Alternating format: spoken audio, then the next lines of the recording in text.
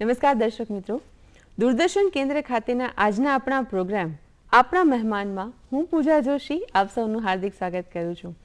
મિત્રો, હું ભારતીય, ભવ્ય ભૂમિ ભારતનું એક ભારતીય, અને એમાં પણ આપણે તો ગરવા ગુજરાતી, અને ગુજરાતી તરીકે એક ભારતીય તરીકે આપણને સાહિત્યનો એક ખૂબ વિશાળ વારસો આપણને મળ્યો છે.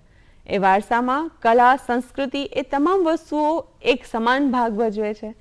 ખાસ કરીને આજના આપણા પ્રોગ્રામની વાત કરીએ તો આજનો આપણો પ્રોગ્રામ કંઈક એવા જ સાહિત્યના સ્વરૂપ સાથે સંકળાયેલો છે.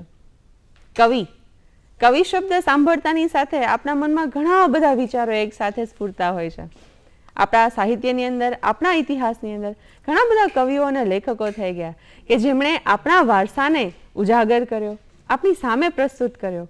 ઘણા બધા કવિઓની અને લેખકોના શબ્દોમાં જો કહીએ તો ખાસ કરીને આપણા રાષ્ટ્રીય શાયર શ્રી ઝવેરચંદ મેઘાણીના શબ્દોમાં કહીએ તો કવિનો શબ્દ એક એવું તણખું છે જે શૂન્યમાં પ્રકાશ ફેલાવે છે. ઉમાશંકર જોશીએ કહેલું છે, કવિ એ સમયના આકાશમાં ઉડતું એક પંખી છે જે મર્યાદાઓને હંમેશા પાર કરે છે. જ્વલંત પંડ્યાની વાત કરીએ તો જ્વલંત પંડ્યા લખે છે, કવિ એ અવાજ છે, કવિ એ અવાજ છે જે શૂન્યમાં પણ સંગીત લાવી શકે છે. તો આટલા બધા કવિઓની જ્યારે વાત કરીએ, વખાણ કરીએ, ત્યારે આજે આપણી સાથે એક એવા જ કવિયત્રી ઉપસ્થિત છે કે જેમના જીવનને આપણે જાણવાનું છે, જેમણે બાલ્યકાળથી કવિતાની અંદર ઝંપલાવ્યો છે અને પોતાના રોજિંદા જીવનમાં જે અનુભવો થયા છે, જે દ્રશ્ય અને શ્રાવ્ય માધ્યમો થકી એમણે પોતાની કવિતાનું સર્જન કર્યું છે. મળીએ એક એવા જ કવિયત્રી શ્રીમતી હર્ષિદાબેન ત્રિવેદીને. અને આમ જોવા જઈએ તો હર્ષિદા દીપકને. તમારું સ્વાગત છે અમારા સ્ટુડિયોમાં. Thank you. ખાસ તો તમારું જ્યારે નામનો ઉચ્ચાર કરું છું, હર્ષિદા દીપક, એ શબ્દથી જ મને ખૂબ મજા પણ આવે છે ઉચ્ચારવાની, અને મને જાણવાની પણ ઈચ્છા થાય છે કે હર્ષિદા દીપક શા માટે? હર્ષિદા દીપક એટલે કે હર્ષિદા એટલે કે હર્ષ અને દા એટલે કે આપવો, પ્રેમ, આનંદ, ખુશી આપવી. પણ એ ક્યારે ઉજાગર થાય? જ્યારે એની સાથે જ્યોત પ્રગટે, અને જ્યોત સ્વરૂપે મારી સાથે મારા જીવનનો તંતુ જોડાયો છે, દીપક છે મારા પતિનું નામ. એટલે હર્ષિદા દીપક, જે પોતે પણ ખ્યાતનામ કવિ છે. વાહ, ખૂબ સરસ. આજે તમારા વિશે, તમારા જીવન વિશે મારે ઘણું બધું જાણી લેવું છે અહીંયાથી. ઘણા બધા કવિઓ અને લેખકો આપને જોડતા હશે, નિહાળતા હશો, તો અમને પણ તમારામાંથી ઘણું બધું શીખવા મળે. તો હર્ષિદાબેન, આપણે શરૂઆતથી શરૂ કરીએ કે બાળપણના અનુભવો, તમારા કવિતાની યાત્રાની શરૂઆત ક્યાંથી થઈ, ક્યાંથી પહેલી કવિતા લખી? બહુ સરસ વાત કરી તમે પૂજાબેન, કારણ કે આ શબ્દ અને આ વાત હજી સુધી મારી અંદર સંગ્રહાયેલું છે. કારણ કે એ શબ્દો જ્યારે લખાયા છે ત્યારે હું ગામડાની ભૂમિમાં રહેતી હતી.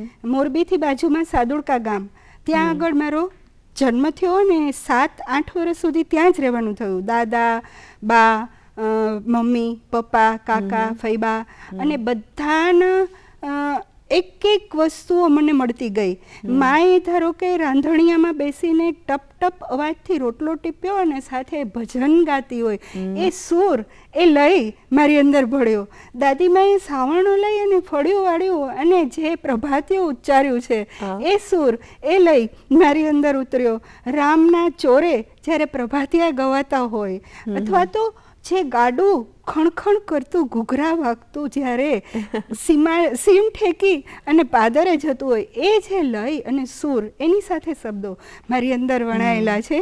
અને બાલ મંદિરમાં હું જતી દાદા સાથે, તો જ્યારે ભણવામાં શબ્દો આવ્યો ને, ત્યારે પહેલો જ શબ્દ એ રીતે જ લખાયો છે કે કદાચ સરસ્વતી માની કૃપા થઈ હશે. બરાબર. તો આ ક્ષણે આમ ચોક્કસ એમ થાય કે પહેલી કવિતાના શબ્દો શું હતા જ્યારે શરૂઆતમાં સૌથી પહેલી કવિતા લખી નાખી હતી? આમ જુઓ તો પહેલી કવિતાના શબ્દો નહોતા મારી અંદર, પણ થોડોક લય હતો. શબ્દોને હજી હું મારી અંદર ગોઠવતી હતી, જોતી હતી, મમડાવતી હતી, બધાને સાંભળી અને મારી અંદર હું એને સ્પર્શ કરતી હતી. પણ લયને મેં પહેલાં લીધો છે. લય મારી અંદર વધારે ઘૂંટાયો છે.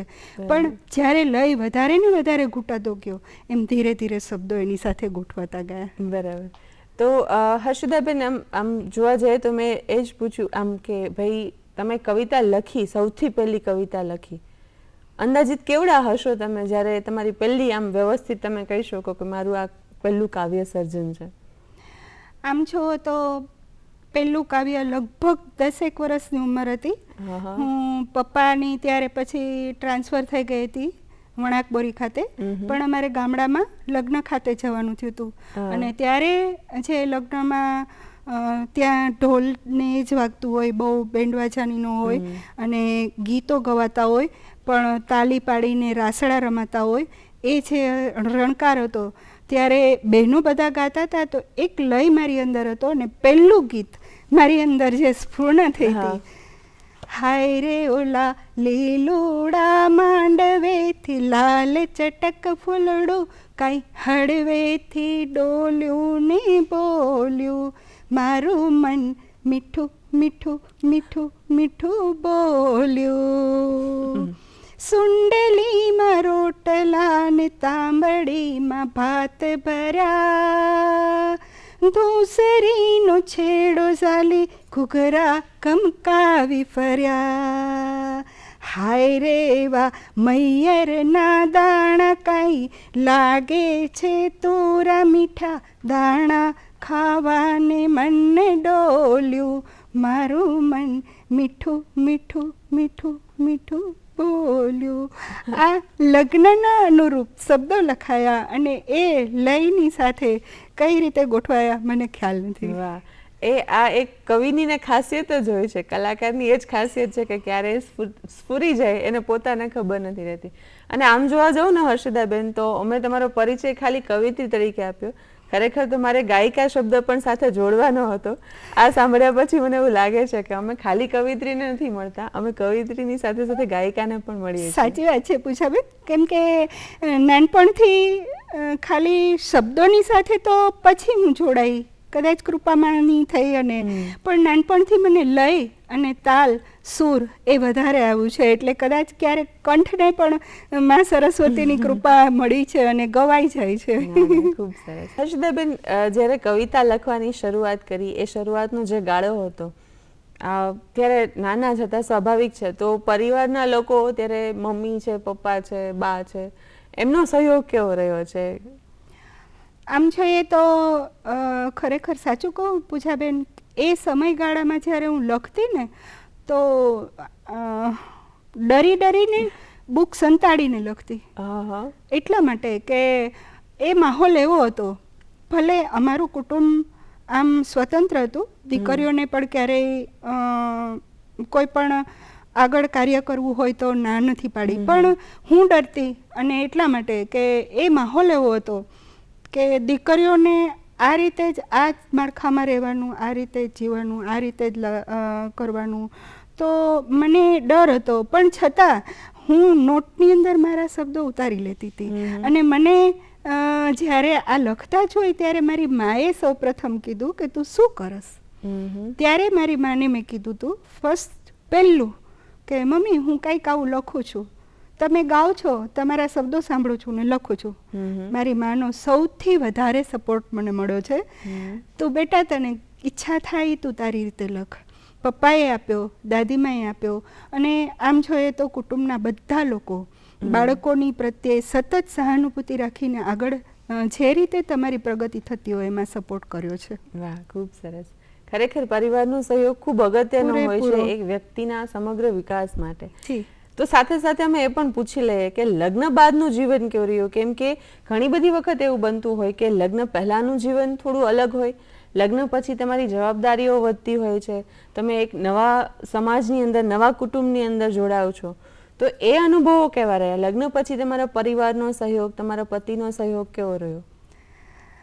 બહુ જ સરસ વાત કરી તમે અહીંયા, કેમ કે મારા જીવનનો ખરેખર ટર્નિંગ પોઈન્ટ કવિતા પ્રત્યે, કવિતામાં હું આગળ આવી એ લગ્ન પછી જ આવી. એટલા માટે કે જ્યારે સગાઈ થઈ પછી પહેલી વખત અમારે સાસરે જવાનું થયું, એ પણ ગામડામાં જ. મારા સાસુ સસરા, મારા પતિ બધા રહેતા હતા. પતિની નોકરી હતી પણ બા દાદા ને બધા ગામડે જ રહેતા. તો ગામડે જવાનું થયું ત્યારે બધી વાતો ચર્ચાઓ થઈ, ત્યારે ખ્યાલ આવ્યો કે મારા સસરા તો નવલકથાકાર છે અને એમણે પોતાની 12 નવલકથાઓ પ્રકાશિત કરી છે. વાહ. અને ત્યાર પછી બીજી વસ્તુ એ સાંભળવા મળી કે મારા પતિ જેની સાથે મારું જીવન હવે આગળ ડગ માંડવાનું છે, એના પગલે પગલે મારે ચાલવાનું છે, એ પતિ પણ ખુદ કાવ્યતા રચે છે અને કાવ્યો એ પોતે પણ લેખન કાર્ય કરે છે. તો એ જે આનંદ છે એ બહુ જ વધારે થયો અને થોડો સમય સુધી હું શાંત રહી. પણ પૂજાબેન, આનંદની વાત એ છે કે પતિએ, સસરાએ અને કુટુંબના લોકોએ બધાએ મારી અંદરની શક્તિને ઓળખી અને મને ખૂબ સપોર્ટ કર્યો અને એ લોકોનો પૂરેપૂરો સપોર્ટ. ઘણા બધા પ્રોગ્રામો થતા, સાહિત્યના વાર્તાકારો આવતા, ગીતકારો આવતા, બધાની સાથે અમારે મળવાનું થતું અને એ બધું જોઈ જ્યારે મારું લેખન કાર્ય જોયું ત્યારે એ લોકોએ ખૂબ સપોર્ટ કર્યો અને હું આગળ ને આગળ લખતી થઈ. વાહ, ખૂબ સરસ. અને ખાસ એ પણ જાણવું ઘટે કે ઘણા બધા કવિઓ, આમ તો મોટે ભાગે દરેક વ્યક્તિ કે જે કોઈ પણ ક્ષેત્રમાં આગળ વધેલી છે, એમને ક્યાંક ને ક્યાંક કોઈક તો એવું મળ્યું હોય કે જે એમના માટે પ્રેરણા સ્ત્રોતરૂપ હોય, કે એમનામાંથી એમને જીવનમાં શીખવા મળ્યું હોય. એક હોય, બે હોય, ઘણા બધા લોકો હોય કે જે એમના આ સમગ્ર યાત્રા દરમિયાન એમને ક્યાંક ને ક્યાંક આમ જેને કહેવાય ને કે ઇંગ્લિશમાં કહે ને કે કિક આપવાવાળું કોઈ હોય. હા, એનો પિક પોઈન્ટ કોઈ હોય કે એમનામાંથી એમને એમ થયું કે આટલું સરસ સર્જન કરે છે, લાવને હું પણ આમની જેવું કંઈ કરું. તો આપના જીવનમાં એવી કોઈ વ્યક્તિ ખરી જેને તમે અત્યારે મેન્શન કરવા માંગતા હો? છે, બહુ જ સરસ વાત છે. બાલાસિનોર ખાતે હું ભણતી કોલેજમાં મારા પપ્પા વણાકબોરી થર્મલ પાવર સ્ટેશનમાં એક્ઝિક્યુટિવ એન્જિનિયર તરીકે જોબ કરતા. ત્યાંથી કોલેજ મારે જવા માટે બાલાસિનોર જવું પડતું. તો બાલાસિનોરમાં ત્યારે એ સમયે હું જ્યારે ભણતી ત્યારે મારા પ્રિન્સિપાલ તરીકે વિનોદ અધ્વર્યુ હતા અને અધ્વર્યુ સાહેબના એક જ ખાલી ગુજરાતી મારો વિષય, એમનો ગુજરાતી વિષય, એણે ખાલી એક જ વખત મેં ડ્રોઈંગ બોર્ડ ઉપર મારું એક વાક્ય લખ્યું અને એના શબ્દોમાંથી એણે પારખી લીધું, મને બોલાવી અને એકવારમાં જ ખાલી કહી દીધું કે દીકરી, તું મારી પાસે થોડી વાર આવતી જા. બસ એ પ્રથમ પગથિયું જ મારું જે ગુરુ તરીકે સ્થાપિત થયું એ મને આગળ લઈ ગયા. અને ત્યાર પછી જ્યારે પાછું પપ્પાને સિક્કા બદલી થઈ અને સાસરે જ્યારે આવવાનું થયું, લગ્ન થયા, તો મારા પતિ, જે સૌથી મોટો ફાળો મારા પતિનો, બુક્સનું વાંચન કરવાનું, મારી ભૂલો સુધારવાની, મારા લયની અંદર ખોડંગાઈ છે તો એ કહેવાનું, પણ એ જ્યારે મને મળતું ગયું, સતત ભાથું મળતું ગયું, જે મારી અંદર જોઈતું હતું એ મળવા માંડ્યું અને એ ત્યાર પછી મારી કવિતાઓ આગળ ને આગળ વધતી ગઈ. બરાબર. હર્ષદાબેન, ઘણું બધું હજી તમારી પાસેથી અમારે જાણવાનું છે, એમાં અમે તમને છૂટા નથી કરવાના, પણ ખાસ તમારી પુસ્તકો અમે જોઈએ છીએ ને તો લાલચ જાગે છે તમારી પાસેથી તમારું એકાદ સર્જન સાંભળવાની. તો આપ તમને ગમતી કોઈ પણ આપની કૃતિ, કોઈ પણ એક કવિતા, કોઈ પણ એક ગીત અમને સંભળાવો. આમ છો તો ગીતોમાં મને વધારે લખવું ગમે છે. તો ગીતમાં લય અને ગીતો લગભગ આમ ગીત એટલે ગવાતા હોય એ જ ગીત હોય. તો એક લયની સાથે જે લખાઈ જાય અને ગીત ગવાઈ જાય, તો મારે પણ એવું થાય છે કે ગીત પણ હું જ્યારે બોલું છું ત્યારે ગવાઈ જ જાય છે. અધરાતે નખરાડું આવ્યું, મધરાતે મલકાતું આવ્યું, 16મે વર્ષે સપનું આવ્યું, સપનું અર્ધું પરધું આવ્યું, હાય રે એલી, હાય રે એલી, સપનું છાનું માનું આવ્યું. ઓરડો વિંધી હરખે દોડી, હું ઓસરી ઠેકતી દોડી, ફળિયું મેલી પાદર પૂગી, વડવાયુની પકડી જોડી, તાજું માજું તરતું આવ્યું, ઘમ્મર ઘમ્મર ફરતું આવ્યું, હાય રે એલી, હાય રે એલી, સપનું છાનું માનું આવ્યું. કમખે ટાંગ્યા મોરલો બોલે, ઝીણા ઝીણા ભેદ એ ખોલે, ઉંબર બોલે, બારણું ઝૂલે, યાદનું લીલું પાંદડો ડોલે, પ્રીતની છાબો ભરતું આવ્યું, ઘૂઘરીમાં ઘમ ઘમતું આવ્યું, હાય રે એલી, હાય રે એલી, સપનું છાનું માનું આવ્યું.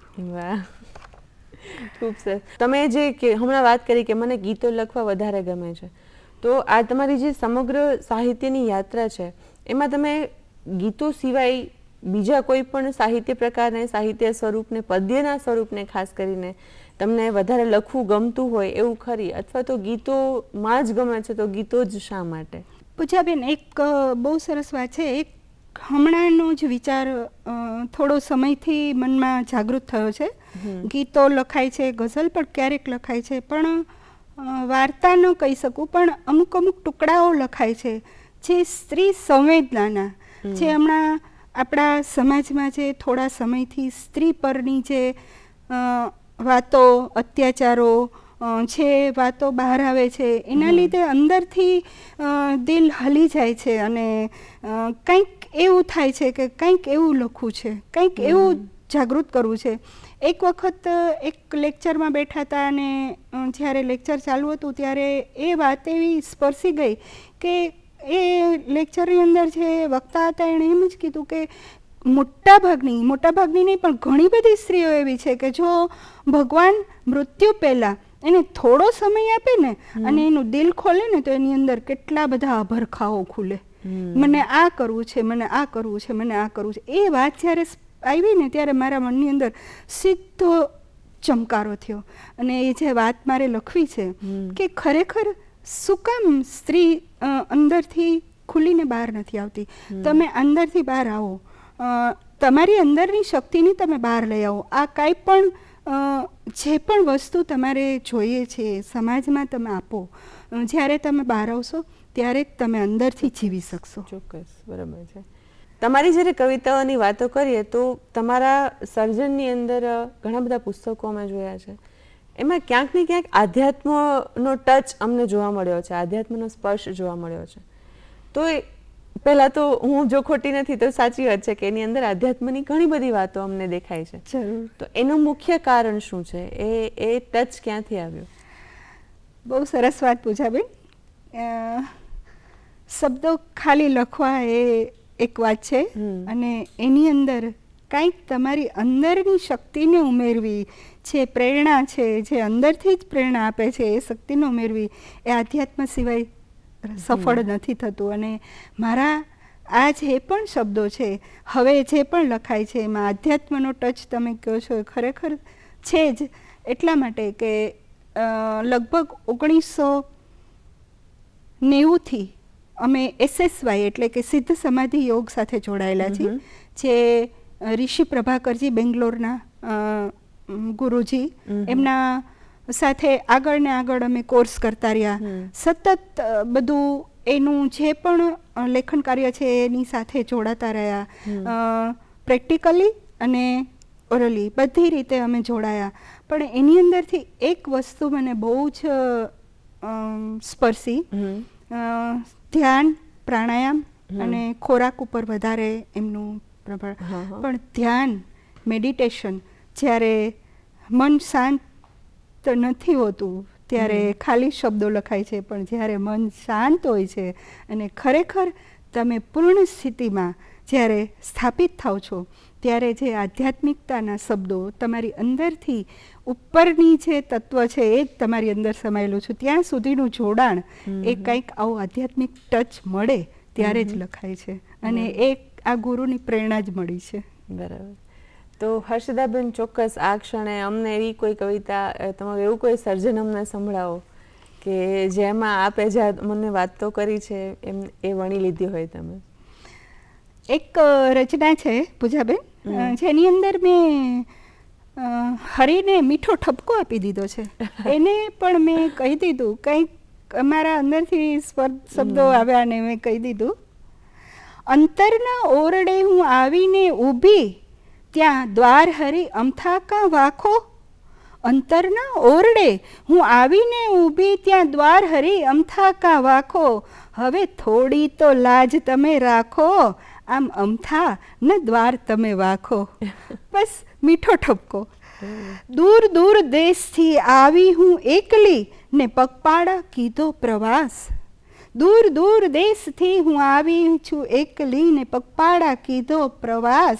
સાડીને ઝાખરા દૂર કરી આવી, ત્યાં વનવગડે દીઠો અજવાસ.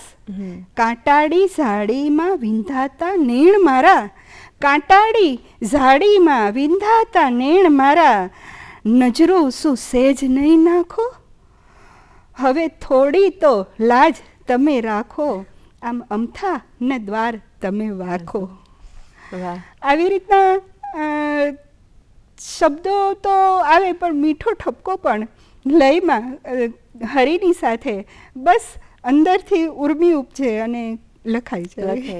પણ ખરેખર જુઓ ને તો આવા ભક્તનો મીઠો ઠપકો હરીને વાલો લાગે. એમાં હરી પણ રાજી થાય, હસતા મોઢે એ ઠપકાને સ્વીકારે હરી. તમારી વાત સાવ સાચી છે, કેમ કે આ ગીત જ્યારે લખાયું અને પછી મેં જ્યારે પ્રકાશિત થયું એક મેગેઝિનમાં, તો તરત જ સિંગર જે સારા ખ્યાતનામ સિંગર છે એણે તરત જ મારું આ ગીત ઉપાડી લીધું ને કમ્પોઝ કરીને મોકલ્યું. શટક મેં કીધું કે મને મારો આ શબ્દ કેવી રીતના ક્યાં પહોંચે છે, કેમ કે આ જ્યારે શબ્દો તમારા અને લય જ્યારે સિંગર સુધી પણ પહોંચે છે તો એ લોકો પણ તરત જ સ્વીકારે છે, અને આ એક હર્ષની આનંદની વાત છે મારા માટે. ચોક્કસ. અને તો ખાસ એ પણ જાણવું છે હર્ષદાબેન કે તમારું આટલું બધું સાહિત્ય સર્જન છે, તો આપને મળેલા સન્માનો વિશે, આપને મળેલા એવોર્ડ્સ વિશે પણ અમારે જાણવું છે. સન્માનો ઘણી જગ્યાએ સન્માનિત મને કરવામાં આવી છે. બ્રહ્મ સમાજમાં રાજકોટની એક શાખા છે બીજી સખીઓની, એમાં પણ સૌથી સારામાં સારું મારા માટે સન્માનની વાત કરું તો મુંબઈ ખાતે ભવન્સ કોલેજમાં 2018માં રસકવિ રઘુનાથ બ્રહ્મભટ્ટ એવોર્ડ સ્પેશિયલ અપાય છે. જે રાજ બ્રહ્મભટ્ટ અને રસકવિ રઘુનાથજી છે એમના પુત્રો અને પ્રપૌત્રો બધા એ આયોજન ગોઠવે છે. એની અંદર જ્યારે આ એવોર્ડની અંદર મારું નામ સિલેક્ટ કરવામાં આવ્યું, અને એનાથી ઉત્તમ રૂઢી વાત તો એ થઈ કે આ એવોર્ડ આમ એક એક વ્યક્તિને જ એવોર્ડ અપાતા હોય જનરલી, પણ આ રસકવિ રઘુનાથ બ્રહ્મભટ્ટ એવોર્ડ અમને સંયુક્ત રીતે પતિ પત્નીને સાથે અપાયો. અને 2018માં અને ભવન્સ કોલેજમાં આખું આયોજન બહુ સરસ થયું હતું. એ જ્યારે અપાયો ત્યારે ખરેખર હર્ષની અને આનંદની લાગણી થઈ કે કંઈક કુદરતને પણ આ વસ્તુની સાથે અમને જોડવાનો મોકો મળ્યો અને પ્રેરણા મળી, અને આ અમે એક વધાવી. વાહ, ખૂબ સરસ. ખાસ કરીને મારે એ પણ જાણવું છે, આપણી પાસે આમ તો સમય ઘણો ઓછો છે પણ તોય મારે જાણી લેવું છે કે તમારી આ જે કવિતા યાત્રા છે એમાં તમને કોઈ પડકારનો સામનો કરવાનો થયો હોય, તમારા કોઈ એવા અનુભવો હોય કે જે તમે અમારા દર્શક મિત્રોને કહેવા માંગતા હોય? જનરલી પડકારનો સામનો તો સ્ત્રી માટે એક વાત તો છે જ કે ઘણી જગ્યાએ થતો હોય, પણ પડકાર જ્યારે પણ આવ્યો છે ત્યારે મારું પીઠબળ મારા પતિ, અમે બંને સાથે મળી આ પડકારને ઝીલ્યો છે અને આનંદથી એ પડકારને વધાવી અને આગળ વધ્યા છીએ. આમ છો તો સ્ત્રીનું ઘરેણું જ એનો પતિ હોય છે, અને મારા માટે હું ખરેખર કહું કે કુદરતે કદાચ આ એક જોડું એવી રીતના જ છેડાછેડી બાંધેલી હતી કે મારું પગલું જ ત્યાં માંડવાનું હતું કે જ્યાં મને ગૌરવ હોય. હું આજે ગૌરવથી કહી શકું કે ના, મારી આ વ્યક્તિ એ મારી છે. આ એ જે વસ્તુ છે, એટલે પડકાર આવ્યા છે પણ પડકારને બહુ સહન કરવાનું નથી આવ્યું, કેમ કે બંને સાથે મળી પડકારને લેટ ગો કર્યા છે. ત્રિવેદી દંપતીએ સાથે મળીને જીવનના પડકારોનો સામનો કર્યો છે. કહેવાય છે ને, કવિ માટે મીરાબાઈએ કીધેલ છે કે ભક્ત કી વાણી ઓર કવિ કી કવિતા દોનો આત્મા કા સંવાદ है. અને તમારા કવિતાની અંદર આ સંવાદ અમને જોવા મળે છે ચોક્કસપણે. આપે અમારા સ્ટુડિયોમાં આવીને અમને ખૂબ સરસ, અમારા એવા સરસ મહેમાન રહ્યા કે જેમણે અમને એમની સમગ્ર જીવન આપણી સામે ખુલ્લું મૂક્યું. એમાંથી કંઈક શીખીએ જે અત્યારે સાહિત્ય સાથે જોડાયેલા છે એ લોકો પણ આમાંથી કંઈક શીખે, કંઈક પ્રેરણા લે. એ માટે તમારો ખૂબ ખૂબ આભાર, તમે અમારી સાથે જોડાયા. મિત્રો, આપને પણ આમાંથી કંઈક પ્રેરણા લઈએ, કંઈક શીખીએ. આપની કવિતા યાત્રાની જો શરૂઆત નથી થઈ તો એને શરૂઆત કરીએ અને એક એવા લેવલ સુધી પહોંચીએ કે દુનિયા આપને યાદ કરે. તો આવી જ આશા સાથે ખૂબ ખુશ રહો, ખૂબ સફળ બનો, ખૂબ પ્રગતિ કરો, એ વિચારધારા અને એ જ આશા સાથે સૌને અમારા જય ભારત.